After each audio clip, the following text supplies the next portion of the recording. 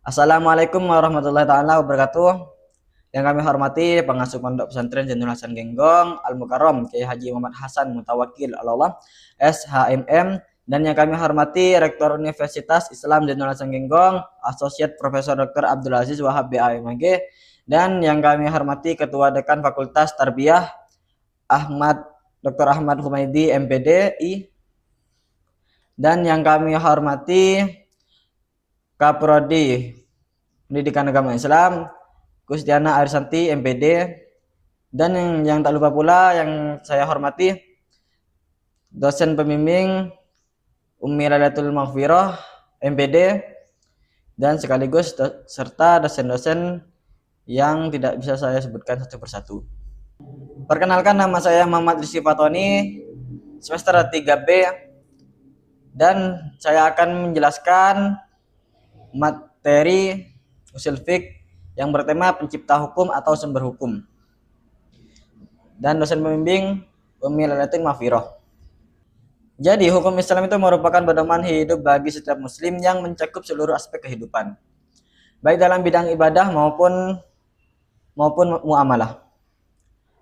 Untuk memahami hukum Islam secara komprehensif, diperlukan kajian yang mendalam dalam ilmu usul fiqh.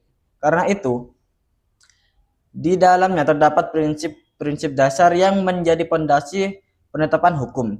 Salah satu kajian penting dalam usul fiqh adalah memahami siapa pencipta hukum, apa objek yang dihukumi, siapa subjek yang dihukumi, dan serta bagaimana hukum syarak didefinisikan dan dibagi.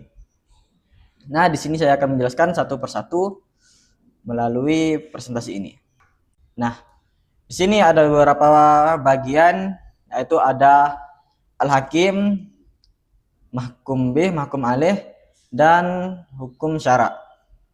Yang pertama itu adalah pencipta hukum, yaitu al-hakim. Al-hakim bisa disebut pembuat hukum atau pencipta hukum. Jadi, di sini Ahlus Sunnah wal Jamaah. Nah, di sini itu ada beberapa pendapat dari Ahlus Sunnah wal Jamaah, terus Mu'tazilah dan Asy'ariyah. Yang pertama yang di situ adalah Ahlus Sunnah wal Jamaah.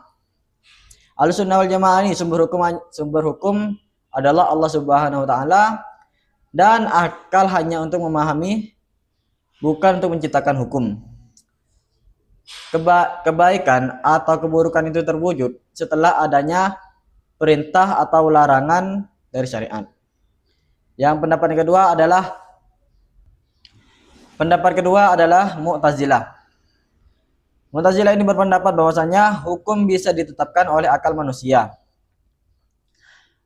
Akal dapat mengetahui baik buruk tanpa wahyu. Namun wahyu diperlukan sebagai petunjuk dan penguat untuk bisa menentukan baik dan buruknya. Dan juga di sini ada Asy'ariyah.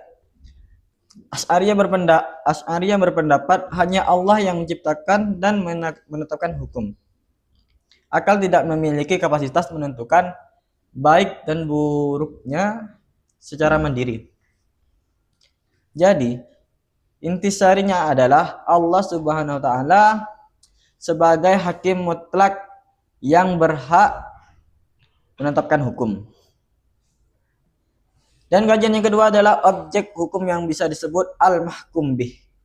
Konsep utama al-mahkum bih, perbuatan mukallaf yang menjadi sasaran hukum syariat.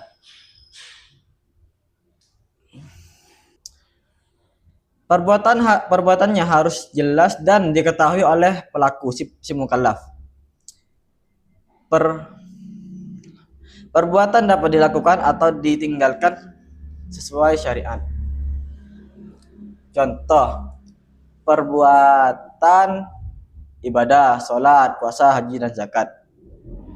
Itu dalam ubudiyah.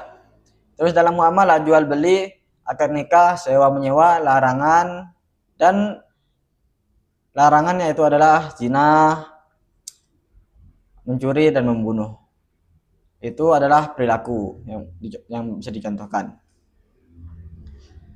Dan yang ketiga adalah subjek hukum yang dihukumi.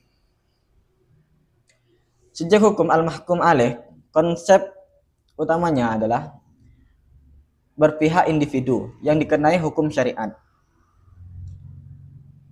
atau bisa dikenal sebagai mukallaf. Mukallaf itu ditandai dengan baliu yang sudah bisa menentukan baik dan buruk. Yang kedua, berakal. Yang kedua, punya akal dan tidak gila dan tidak dalam keadaan tidak sadar atau tidak dalam keadaan mabuk, dan bertanggung jawab atas perbuatan yang dilakukannya. Yang ketiga adalah tamyiz. Tamyiz mampu atau mengerti atau memahami hukum dalam syariat. Yang keempat, sampainya dakwah. Seorang mukallaf ini harus bisa seorang mukallaf ini sudah mendengarkan dakwah bahwasanya hukum syariat itu ditentukan halal dan haram, baik dan buruknya itu sudah ditentukan. Dan dia tahu bahwa mana yang baik, mana yang buruk. Yang keempat adalah hukum syarak. Jadi, hukum syarak di sini ada wajib, haram, sunnah, mubah, dan makruh. Ada 5. Yang mana yang wajib ini perintah tegas yaitu wajib dikerjakan dan ditinggalkan dapat dosa. Dan juga yang sunnah itu adalah bersifat dianjurkan, dikerjakan dapat pahala, tidak dikerjakan tidak berdosa. Dan juga mubah. Mubah ini boleh. Pekerjaan yang diperbolehkan, bebas memilih, tidak ada pahala atau dosa dalam perbuatannya. Dan juga ada yang makruh. Makruh ini sebaiknya dihindari. Dikerjakan dapat dosa. Makruh ini, makruh ini sebaiknya dihindari. Kenapa? Apabila makruh itu ditinggalkan maka mendapatkan pahala, jika dilakukan maka tidak mendapatkan dosa. Nah, yang terakhir adalah hukum haram, di mana segala kegiatannya itu tidak diperbolehkan dan apabila dikerjakan itu mendapatkan dosa. Jadi itulah dari pembagian hukum-hukum syarak yang dapat saya jelaskan. Sekian presentasi yang dapat saya sampaikan kepada kalian semua. Apabila ada kesalahan bisa diperbaiki atau bisa ditambahkan. Mohon maaf apabila ada kesalahan dan kekurangan. Saya pamit undur diri. Wassalamualaikum warahmatullahi wabarakatuh.